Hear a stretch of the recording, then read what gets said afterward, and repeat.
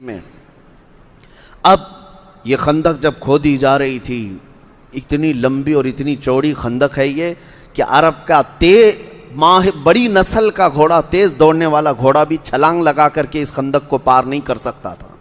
اتنی چوڑی اور اتنی گہری اور اتنی لمبی خندق۔ یہ کھودنے کے وقت میں کئی معجزے بھی پیش آئے میرے آقا صلی اللہ علیہ وسلم کے۔ جنگ تو اپنی جگہ پر ہے، لیکن حضور اکرم صلی اللہ تعالیٰ علیہ وسلم کے کمالات، ایک پتھر اتنا بڑا آ گیا کہ صحابہ سے وہ ٹوٹتا نہیں تھا۔ صحابہ آئے بارگاہ مصطفیٰ صلی اللہ علیہ وسلم میں، عرض کرتے ہیں یا رسول اللہ صلی اللہ علیہ وسلم، یہ پتھر ہم میں سے کسی سے ٹوٹتا نہیں ہے۔ حضور اٹھے، اس وقت سرکار صلی اللہ تعالیٰ علیہ وسلم اٹھے۔ صحابہ کہتے ہیں ہم نے دیکھا حضور کے پیٹ پر پتھر بندھے ہوئے تھے۔ پتھر اس لیے باندھے جاتے تھے کہ مضبوط پیٹ کو باندھنے سے بھوک بار بار نہیں لگتی تھی، ورنہ پیٹ خالی رہے، کھلا رہے تو بھوک کا احساس زیادہ ہوتا ہے۔ تو وہ شدید انداز میں ٹائٹ پتھروں کو رکھ کر کے پیٹ پر باندھ لیتے عرب کہ بھوک کی شدت کا احساس نہ ہو۔ صحابہ کہتے ہیں دو پتھر حضور اکرم صلی اللہ علیہ وسلم پیٹ پر باندھتے تھے، ورنہ آپ لوگ یہ ہمیشہ سنتے آئے نا کہ پیٹ پر پتھر باندھنا، کیا ہے پیٹ پر پتھر باندھنا؟ یہ اس لیے کہ بھوک کا احساس نہ ہو، پیٹ ٹائٹ بندھا رہے گا۔ حضور اٹھے اور نبی پاک صلی اللہ علیہ وسلم تشریف لائے اس جگہ پر جہاں یہ پتھر کی چٹان تھی جو کسی سے نہیں ٹوٹتی تھی۔ اپنے ہاتھ میں کدال لیا نبی پاک صلی اللہ علیہ وسلم اور اللہ اکبر کہہ کر اس کو مارا تو ایک آگ جیسی روشنی نکلی۔ حضور پاک نے الحمدللہ کہا، پھر دوبارہ اٹھا کر اس پر مارا، پھر ایک روشنی نکلی، الحمدللہ کہا۔ تیسری مرتبہ جب نبی پاک صلی اللہ علیہ وسلم نے کدال ماری تو چنگاری تو نکلی۔ صحابہ کہتے ہیں وہ پتھر کی چٹان ریت کی طرح پھٹ کر کے ختم ہو چکی تھی۔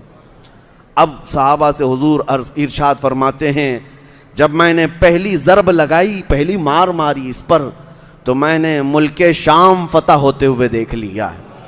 دوسری مرتبہ میں نے ضرب لگائی تو ملک یمن کو فتح ہوتے ہوئے دیکھ لیا ہے۔ تیسری مرتبہ ضرب میں نے لگائی تو ایران، عراق، بلکہ دنیا کے کونے کونے تک اسلام کو پہنچتے ہوئے دیکھ لیا ہے۔ حضور اکرم صلی اللہ علیہ وسلم مدینے میں خندق کھودتے وقت ہی یہ بشارت دے رہے تھے کہ اسلام وہاں تک جا چکا ہے۔ یمن فتح ہوا، عراق فتح ہوا، شام فتح ہوا۔ یہ دور عمر فاروق میں جو فتح ہوا الحمدللہ آج تک اسلام کے دائرے میں ہی موجود ہے۔ حضور نے اس وقت فتح کی بشارت دی تھی۔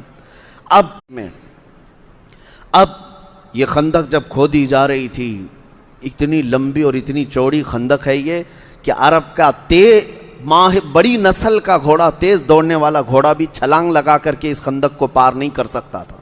اتنی چوڑی اور اتنی گہری اور اتنی لمبی خندق۔ یہ کھودنے کے وقت میں کئی معجزے بھی پیش آئے میرے آقا صلی اللہ علیہ وسلم کے۔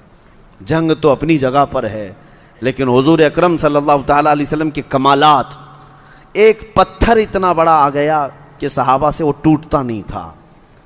صحابہ آئے بارگاہ مصطفیٰ صلی اللہ علیہ وسلم میں، عرض کرتے ہیں یا رسول اللہ صلی اللہ علیہ وسلم، یہ پتھر ہم میں سے کسی سے ٹوٹتا نہیں ہے۔